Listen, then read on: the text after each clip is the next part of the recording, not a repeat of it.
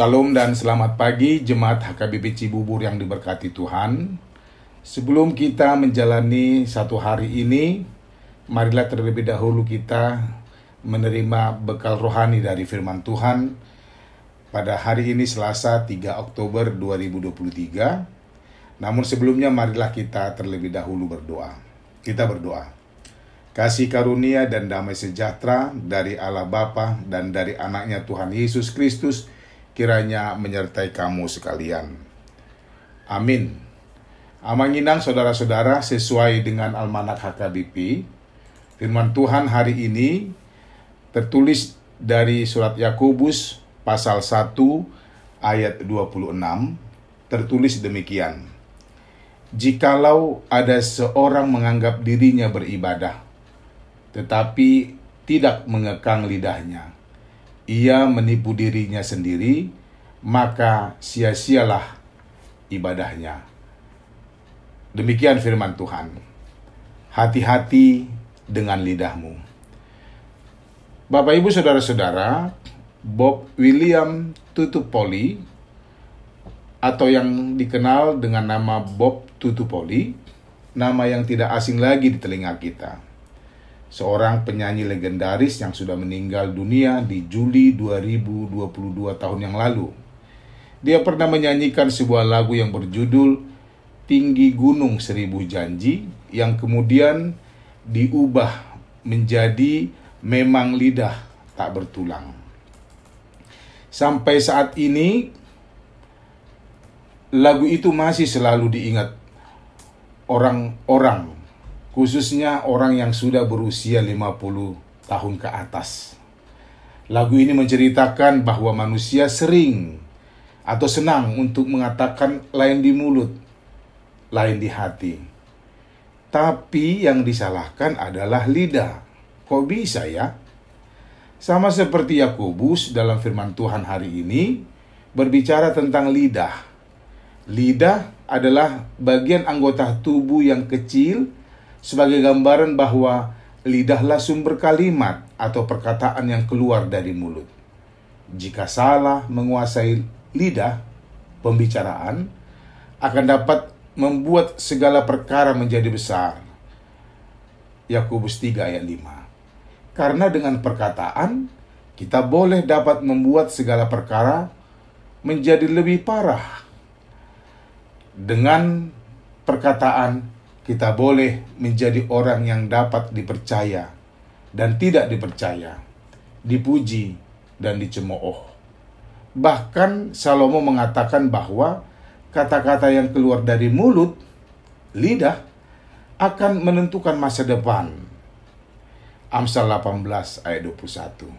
Dan karena kata-kata jugalah menggunakan lidah, kita terlepas dari masalah atau bisa saja malah terjerat masalah. Amsal 21 ayat 23. Sepertinya Alkitab banyak menyinggung lidah atau perkataan yang tujuannya agar jangan asal berkata-kata atau mengeluarkan kalimat dan perkataan yang dampaknya bisa baik tapi bisa sangat buruk. Jemaat Kristus yang baik, oleh Yakobus kalimat yang dipakai untuk menyebutnya dengan orang yang tidak bisa mengekang lidahnya. Yakobus mengatakan, jika bertemu dengan seseorang yang selalu giat beribadah dan melayani dengan luar biasa, tetapi tidak bisa mengekang lidahnya, bahkan sering melontarkan kata-kata kotor, kasar, tidak pantas, tidak membangun, menjatuhkan orang lain dan sebagainya, adalah seorang yang menipu dirinya sendiri. Bukan itu saja, ibadahnya menjadi sia-sia. Jika bertemu dengan seorang seperti itu, tanpa sadar kita mengatakan atau mungkin mengatakan percuma dia beribadah. Kata-katanya tidak mencerminkan orang yang mengaku percaya Yesus. Rupa-rupanya bagi Yakobus, ibadah akan menjadi sia-sia jika kita tidak bisa mengekang lidah.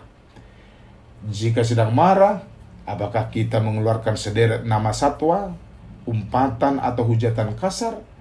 Apakah kita senang berbohong dan sulit berkata jujur? Ketika kita tidak suka atau kecewa dengan seseorang, apakah kita menyebarkan keburukannya dengan sengaja membentuk opini publik agar menyetujui ketidaksenangan kita dengan dirinya? Jika hal-hal itu masih terjadi, berarti kita belum mengekang lidah kita.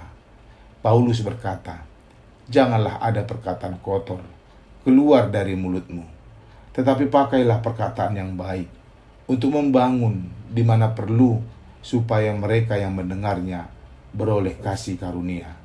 Efesus 4 ayat 29. So, hati-hatilah dengan lidahmu. Pakailah kata-kata yang membangun, bukan untuk menjatuhkan dan membuat orang lain merasa tidak berharga.